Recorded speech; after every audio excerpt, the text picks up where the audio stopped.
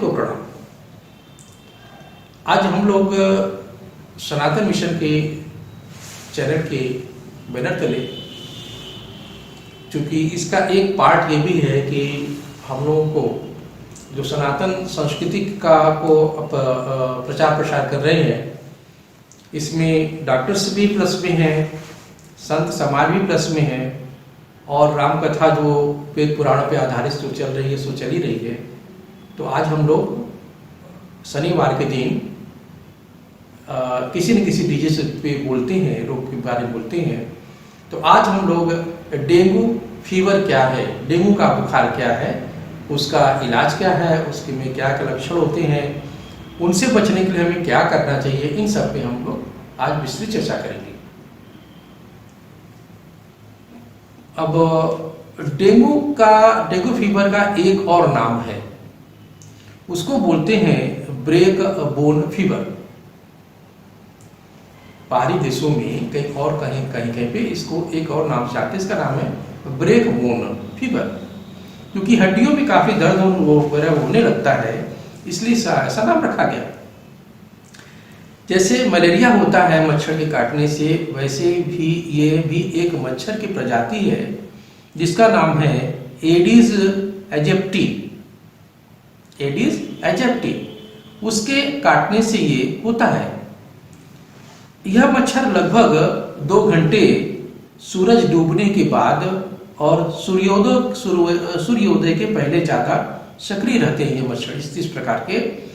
और जहाँ पे डैम्प एरिया होता है, माने कि वहाँ पे थोड़ा गीला गीला सा रहे पिशाब पिताब में, वो ये यहाँ ज़्यादा मिलता है। और ये जो मच्छर है वो 15 मीटर ऊंचाई तक उड़ सकता है। इसलिए आप देखें कि कई मंजिला यदि मकान है तो उसमें भी ये मच्छर काटने में सक्षम है। अब इसके जो यदि मच्छर ने काट लिया तो क्या होगा, क्या क्या लक्षण सामने आपके आएंगे। इसमें डेंगू फीवर जो है सामान्यतः मच्छर के काटने के कुछ दिनों से लेकर कभी कभी 2 सप्ताह तक ले लेता है। कभी हल्का बुखार आता है, लक्षण की बात कर रहे हैं, तो किसी किसी को हल्का बुखार आता है, और यदि ज़्यादा सीरियस हो जाता है तो कभी गंभीर बुखार भी हो जाएगा। और बुखार के साथ साथ कभी कभी मिचली भी होती है, किसी किसी को उल्टी भी होने लगती है। आप देखेंगे कि शरीर पे दाने भी निकलने लगेंगे, रैश जिसको बोलते हैं। हेडेक होने लगता है, आंखों में दर्द होने लगता है, जॉइंट में भी पेन होने लगता है, और किसी किसी को लगता है कि मांसपेशियों में भी दर्द हो रहा है, और चलने फिरने में उसको थकावट लगने लगती है। गंभीर लक्षणों में देखें आप तो डेंगू बुखार जो है वो शॉक क्रिएट कर सकता है, माने आदमी अर्थव्यवस्था की हालत में भी आ सकता है। अब किसी किसी को ऐसा भी देखा जाता है गंभीर स्थिति में कि उसकी शरीर में जो पतली पतली नलियां, खून की नलियां होती हैं, उनके फटने से वहां ब्लीडिंग होने लगती है। इसलिए आप कभी देखे होंगे शरीर पे चकत्ते वगैरह, लाल चकत्ते भी पड़ जाती, क्योंकि हमारे चमड़े जो स्किन के नीचे जो बहुत पतली नलियां हैं स्किन के में, वो फट जाती हैं, और फटने से ये जो है वहाँ पे खून जब जमा होता है तो वही लाल लाल दिखाई पड़ने लगता है हमको, और नहीं संभल पाया तो कभी कभी डेथ भी हो सकती है। इस तरह से है ये। और यदि ये डेंगू बुखार कभी यदि ये हमारे दिमाग पे चढ़ गया, आप ऐसा समझें कि पहले आप ब्रेन के ऊपर जो है 3 चादर चढ़ी होती है, चादर क्लियर चढ़ी होती है। अब उस चादर में भी जिसको कि हम मेनिंजस के नाम से जानते हैं, उसमें भी वो चढ़ गया, उससे संपर्क हो गया, तो हम कह देंगे कि इसको मस्तिष्क ज्वर के रूप में भी ये परिवर्तित हो जाता है। अब देखिए, अब ये तो हमने लक्षण की बात आपसे की। अब इसका इलाज करने से पहले हम आपको ये बताने की कोशिश करेंगे कि हम क्या करें कि हमें इस रोग से बचाव हो जाए।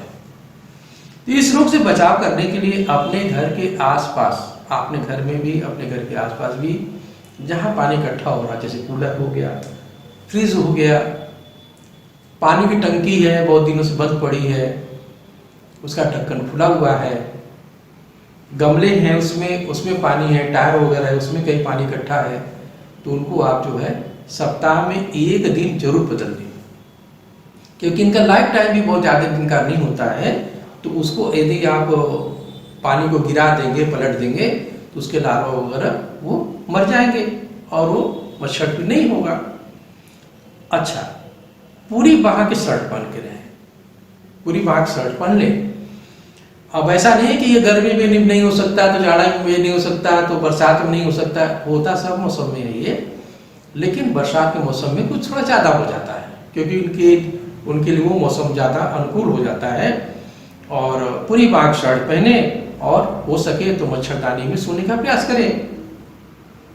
अच्छा भोजन लें, जैसे कि जो अच्छी हेल्थ डाइट होती है, चावल है, दाल है, हरी सब्जियां हैं और रोटी है। कभी कभी आप जो सलाद का सेवन भी ज़्यादा कर लें, जिसको फाइबर फूड्स के रूप में हम जानते हैं, और चिकने भोजन का इस्तेमाल, पिज्जा है, बर्गर है, मोमोज है, इस सब का सेवन कम से कम करें। अब मान लीजिए कि हो गया, डेंगू फीवर हो गया, तो क्या कर रहे हैं हम?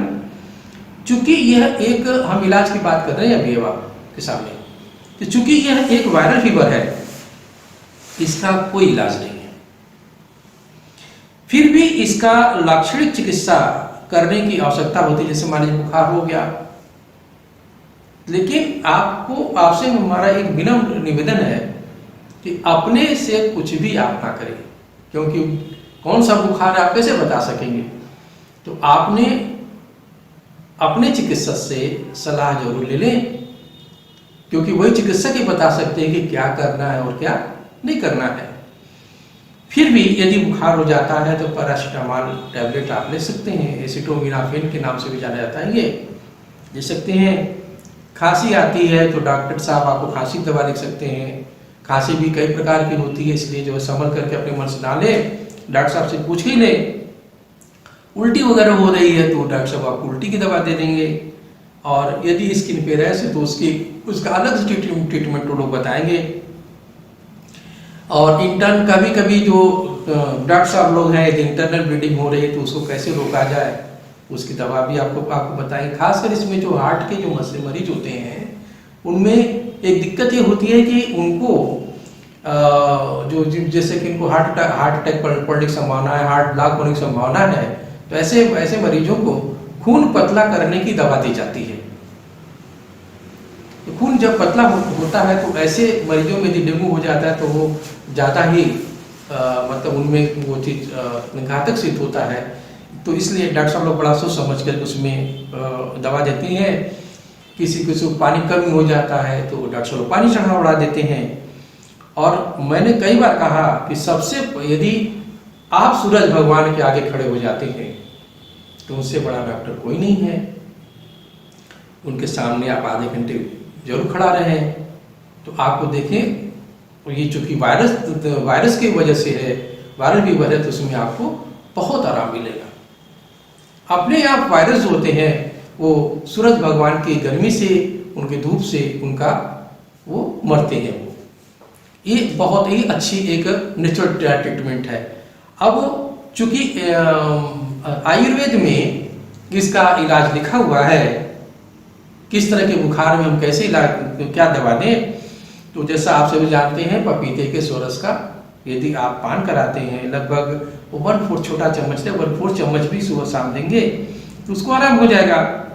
दूसरा जो है काढ़ा बना ले, जैसा मैंने पहले बताया था कि तुलसी का पत्र ले लें 4-5, उसमें काली मिर्च वगैरह डाल दें और चाय पत्ती डाल दें, उसको काढ़ा बना करके थोड़ा हल्दी भी डाल दें, चाहे तो टेस्ट के लिए चीनी डाल सकते हैं, थोड़ा दूध भी मिला सकते हैं, उसको काढ़ा बना के भी आपको आराम मिलेगा। खांसी वगैरह में तो निश्चित आराम मिलेगा।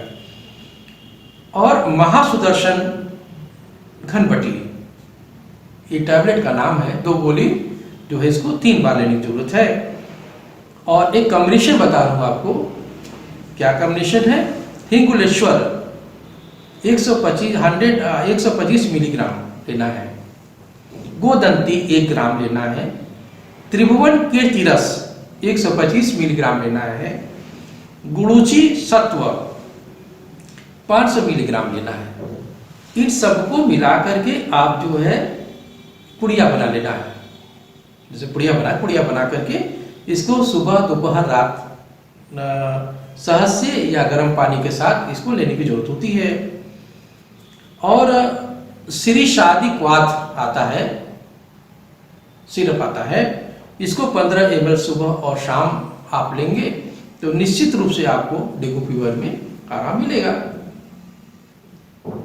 इतना ही इसके बारे में है। और आप सभी लोगों से विनम्र निवेदन है कि वीडियो अच्छा लगता है तो इसको लाइक शेयर और सब्सक्राइब जरूर करें। धन्यवाद। जय श्री राम।